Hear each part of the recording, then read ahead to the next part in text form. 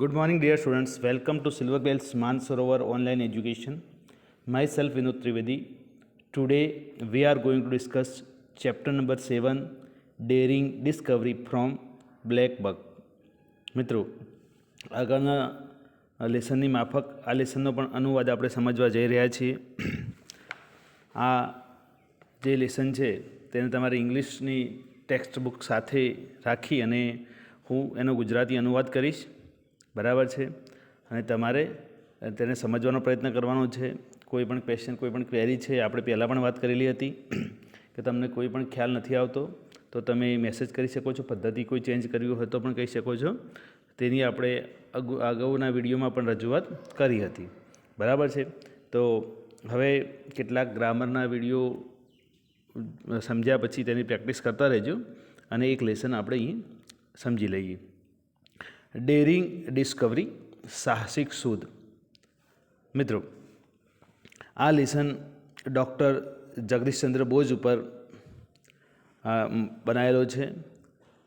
Doctor Jagdish Chandra Bose એક ભારતના એક મહાન વૈજ્ઞાનિક થઈ ગયા અને તેમને વિજ્ઞાનના ફિલ્ડમાં, સાયન્સ ફિલ્ડ, તેમણે ખૂબ જ મોટી શોધો પણ કરી છે અને ભારતનું જે નામ છે એ વિશ્વના ફલક ઉપર પણ લાવી ગયા છે. તો આપણે તેના અનુવાદ સમજીએ. ડૉક્ટર જગદીશચંદ્ર બોઝ 1858થી 1937 એમનો જીવનગાળો રહ્યો. એક મહાન ભારતીય વૈજ્ઞાનિક હતા. બીજા જીવંત પ્રાણીઓની પેઠે વનસ્પતિને પણ જીવ છે એમ જાહેર કરી તેમણે સમગ્ર વિશ્વને અચંબામાં મૂકી દીધેલું. બરાબર.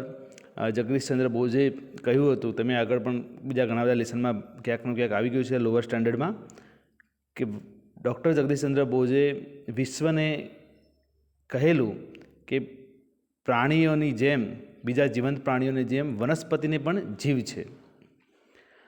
તમે આ સાથે સંમત છો? કારણ આપો.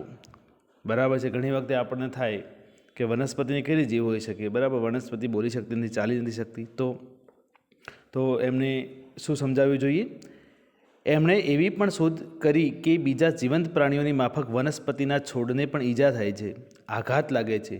બીજા એક પ્રયોગ કરીને એમણે એમ દર્શાવ્યું કે કોઈ તીવ્ર વિષયુક્ત રસાયણ દ્વારા વનસ્પતિને બેભાન કરી શકાય. એમના આવા પ્રયોગ દ્વારા વનસ્પતિ સામ્રાજ્યના એક નવા વિશ્વની શોધ થયેલી. બરાબર. જેમ માણસને કોઈ તીવ્ર વિષયુક્ત પોઈઝનસ રસાયણ આપી અને તેને બેભાન કરી શકાય છે, તો વનસ્પતિમાં પણ આવું થાય છે. બરાબર છે. જો એને એવું કોઈ રસાયણ આપવામાં આવે તો એ બેભાન થઈ જાય છે અને વધુ પડતું હોય તો એ મૃત્યુ પણ પામે છે. જગદીશચંદ્ર બોઝ 1902માં વનસ્પતિ સામ્રાજ્ય પરના પ્રયોગો વિશે અસંખ્ય લેખો લખેલા. તેમને લેખોને તેમના પુસ્તક the reaction of living and non લિવિંગમાં પ્રસિદ્ધ કર્યા છે. બરાબર છે. તો તેમનું લખાયેલું બુક છે the reaction of living and non living. વનસ્પતિ સામ્રાજ્ય પર જે લેખો લખ્યા એ આ બુકમાં છે. વનસ્પતિના છોડ પણ માણસ અને પ્રાણીઓની જેમ જ વર્તન કરે છે તે સાબિત કરવા તેમણે કેટલાય પ્રયોગો કરેલા હતા. વનસ્પતિ ફેફસા વિના શ્વાસોશ્વાસ કરે છે. પેટ વિના તેઓ ખોરાક પચાવે છે. સ્નાયુઓ મસલ્સ વિના પણ તેઓ બીજી પ્રવૃત્તિઓમાં વ્યસ્ત રહેતા હોય છે.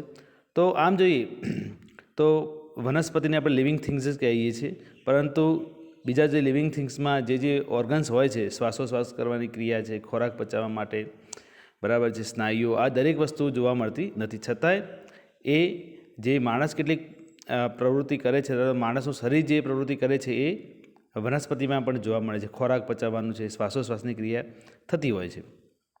ડૉક્ટર બોઝે એક સાધનની શોધ કરી. તે સાધન ઓપ્ટિકલ પલ્સ રેકોર્ડર. આ સાધનનું નામ છે મિત્રો, યાદ રાખજો, ઓપ્ટિકલ પલ્સ રેકોર્ડર કહેવાય છે. વનસ્પતિમાં સંકોચનની પ્રક્રિયાની નોંધ કરી શકે છે અને આ સાધનથી તેમણે વનસ્પતિની આંતરિક પ્રવૃત્તિઓની નોંધ પણ કરી. આથી એમણે ગરોળી, દેડકા અને કાચબા, ફળોમાં, શાકભાજી અને વનસ્પતિના વર્તનની સામ્યતા દર્શાવી. વનસ્પતિ વિદ્યુત તરંગો પણ ઉત્પન્ન કરે છે અને અન્ય જીવંત પ્રાણીઓની પેઠે થાકી જાય છે તેની પણ તેમણે શોધ કરી. તેમના એક પ્રયોગ દરમિયાન એમણે એમ માલુમ પડ્યું કે મુરઝાતો છોડ તીવ્ર વિદ્યુત પ્રવાહ રેલાવતો હોય છે. મુરઝાતો બરાબર છે, સુકાયેલો જે છોડ છે તેનામાંથી તીવ્ર વિદ્યુત પ્રવાહ પસાર થતું હોય છે. તો આ દરેક વસ્તુઓ જે છે તે તેમના એ સાધન ઓપ્ટિકલ પલ્સ રેકોર્ડર દ્વારા તેમણે ખાસી એવી માહિતી એકઠી કરી. કાર્બન ડાયોક્સાઇડ છોડના આયુષ્ય પર ખૂબ જ ખરાબ અસર કરે છે એ પણ તેમણે સાબિત કર્યું. વધારે પડતો કાર્બન ડાયોક્સાઇડ લેવાથી છોડ મરી જાય છે. માણસની પેઠે પ્રાણવાયુ પૂરો પાડવાથી છોડને બચાવી શકાય છે. તો જેમ માણસમાં સિમિલારિટી જોવા મળે છે, કાર્બન ડાયોક્સાઇડની વધુ પડતા કાર્બન ડાયોક્સાઇડની અસર જે થાય છે એ જ અસર વનસ્પતિમાં પણ જોવા મળે છે, અકોર્ડિંગ ટુ સુભાષચંદ્ર બોઝ. હવે બીજું, આ નિરીક્ષણના ટેકામાં કોઈ પણ પ્રયોગ યાદ કરો. તેમણે કેટલા બધા પ્રયોગો, દરેક દલીલના સાથે તેમણે પ્રયોગ મૂકેલો છે. તો એક વિશિષ્ટ પ્રયોગ દ્વારા તેમણે એ પણ સાબિત કર્યું કે નાર્કોટિક એટલે કે નશીલો નાર્કોટિક પદાર્થ આપવાથી છોડને પણ નશો ચડે છે. એમણે એમ સાબિત કર્યું કે છોડ એકઠી કરેલી ઉર્જા વડે તેઓની પ્રવૃત્તિઓ થાય છે. તેમની આસપાસના વિસ્તારમાં તેઓ આ ઉર્જા એકઠી કરે છે. તેઓ આ ઉર્જાનો તેમનામાં સંગ્રહ કરે છે. બરાબર છે, ઉર્જાનો સંગ્રહ થાય છે તે પ્રયોગ દ્વારા તેમણે સાબિત કર્યું. તેમજ નશીલા પદાર્થનો પણ વનસ્પતિમાં તેનો મતલબ કે અસર થાય છે. 1918માં ડૉક્ટર બોઝ કેસ્કોગ્રાફ નામનું એક નવું સાધન વિકસાવ્યું. 1918માં, ફરીથી કહું છું, 1918માં ડૉક્ટર બોઝે કેસ્કોગ્રાફ નામનું એક નવું સાધન વિકસાવ્યું. તે છોડના હલનચલનને 10,000 ગણું વિસ્તારી શકતું હતું. છોડમાં 1 મિનિટમાં થતા ફેરફારની પણ તે નોંધ કરતું હતું. હવે જોઈએ તો છોડને આપણે ઘણી વખતે આપણા આજુબાજુમાં જ કેટલાય સરસ વૃક્ષો હોય છે, છોડ હોય છે, પરંતુ આપણને કંઈ એવો કોઈ ચેન્જીસ દેખાતો હોતો નથી. પરંતુ સુભાષચંદ્ર બોઝ દ્વારા જે બનાવેલું સાધન છે કેસ્કોગ્રાફ, તે છોડની જે છે હલનચલનને નોંધ કરતું હતું. એક ફ્રેન્ચ ચિંતક હેનરી બર્ગસ ડૉક્ટર બોઝના આ કાર્ય વિશે લખેલું. તેમણે મૂંગા છોડને વાચા આપી. તેમના કાર્ય આપણને છોડનું વિશ્વ સમજવામાં મદદ મળી. હવે આપણે છોડને શું જોઈએ છે, તેમને ક્યારે વેદના થાય છે અને તેમને શું આનંદ આપે છે તે સમજી શકીએ છીએ. એક સાધનની મદદથી છોડના અવાજની અને શ્વાસોશ્વાસની અનુભૂતિ કરી શકીએ છીએ. આમ તેમણે સિદ્ધ કરી બતાવ્યું કે છોડ જીવિત શ્વાસ લેતા પ્રાણીઓ છે. મતલબ કે એકદમ સામ્યતા બતાવી વનસ્પતિની એક પ્રાણીઓ સાથે કાં તો વ્યક્તિઓ, માણસો સાથે. પરંતુ મિત્રો, જે આ લોકો જેને એક એન્વાયરમેન્ટ માટેનો લગાવ હોય એ બાબતને નોંધતા હોય છે. આજે તો આપણે જોઈએ તો ઘણા બધા વૃક્ષો બિનજરૂરી કપાતા હોય છે.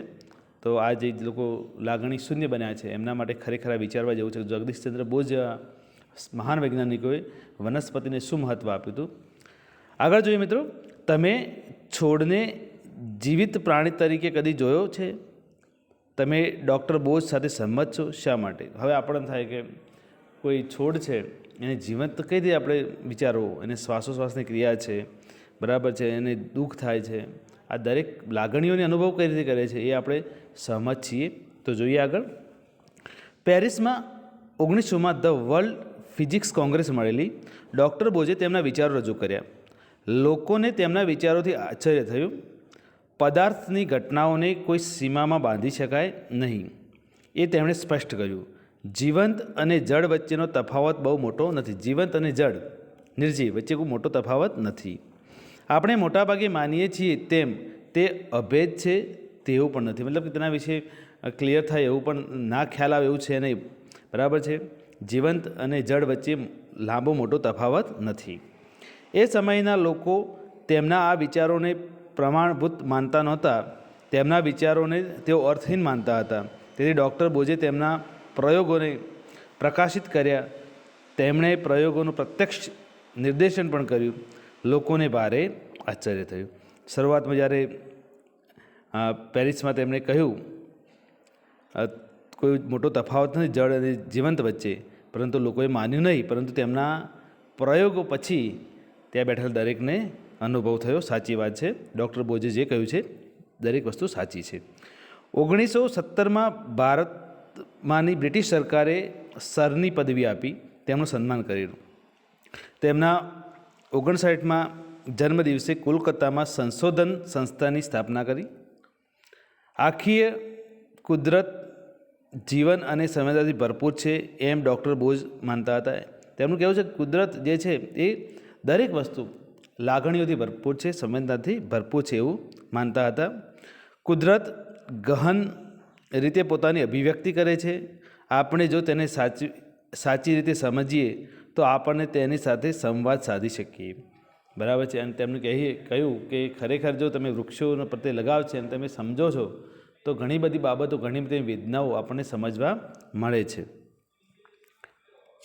અને ખાસ છેલ્લે એમાં લખ્યું છે, અમને કાપો નહીં, અમને લોહી નીકળે છે. કારણ કે વૃક્ષો કાપતા વખતે આપણે ખરેખર એક નિર્જીવની માફક જ કાપતા હોય છે, પરંતુ તેમાં થતું દુઃખ છે એ કદાચ આપણે ડૉક્ટર જગદીશચંદ્ર બોઝની આંખો દ્વારા જોઈએ તો ખ્યાલ આવે કે ખરેખર આપણે જે કાર્ય કરી રહ્યા છીએ તે ખોટું છે. તો મિત્રો, આ રીતે આપણે આ લેસનનો અનુવાદ સમજી લીધો. હવે તમારે ટેક્સ્ટ બુકમાંથી અનુવાદને સાથે રાખી અને રીડિંગ કરવાનું છે. બરાબર છે. આના કોઈ ક્વેશ્ચન આન્સર કરવાની જરૂર છે નહીં, પરંતુ કોઈ તમારી પાસે રેફરન્સ બુક હોય તો તેમાં પેરેગ્રાફ આપેલા હોય તો તેના ક્વેશ્ચન આન્સર સમજવાનો પ્રયત્ન કરવાનો. બરાબર છે. કોઈ લખવાની જરૂર નથી. અને આ જે મિનિંગ્સ છે, હાર્ડવર્ક છે, તેની હું તમને PDF મોકલી દઈશ. બરાબર છે. એટલે તમને કોઈ પણ હાર્ડવર્ડ લાગે તો તમે તમારી ટેક્સ્ટ બુકમાં પેન્સિલ વડે ઉપર નોંધ કરી લેજો, જેથી કરીને જ્યારે તમે રીડ કરો ત્યારે તમને ખ્યાલ આવે. Thank you. Have a nice day.